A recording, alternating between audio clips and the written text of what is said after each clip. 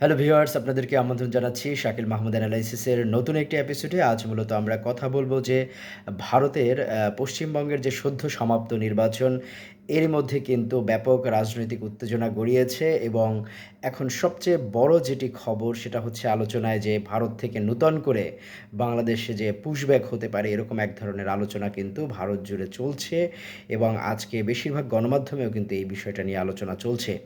তো এই পুশব্যাকের ভিতরে কারা পড়তে পারেন এক ধরনের কিন্তু আলোচনা শঙ্কা সেটা রয়েছে, কারণ এমনিতেই রোহিঙ্গা শরণার্থী নিয়ে কিন্তু বাংলাদেশ এক ধরনের বিশেষ করে যারা মিয়ানমারের বাস্তুচ্যুত নাগরিক তাদের প্রায় 7 লাখ, যারা হচ্ছে 2017 সালে রাখাইনে গণহত্যার পরে বাংলাদেশে পালিয়ে এসেছিল তাদের নিয়ে এমনি এক ধরনের বাড়তি যাবে বাংলাদেশ, তার উপরে নতুন যে এক ধরনের পুশব্যাকের শঙ্কা তৈরি হয়েছে।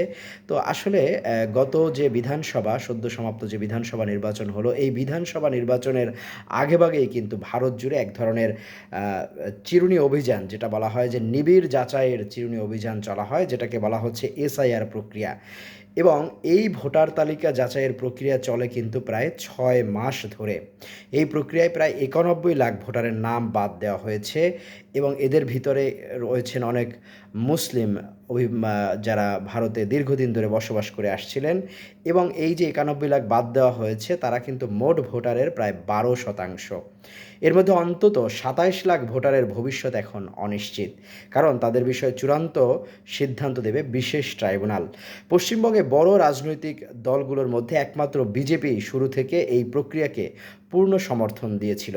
অন্যদিকে বিরোধীরা অভিযোগ করে আসছে যে ভোটার তালিকা থেকে বিপুল সংখ্যক নাম বাদ পড়া নির্বাচনের ফলাফলে এক ধরনের ইঞ্জিনিয়ারিংয়ের শামিল।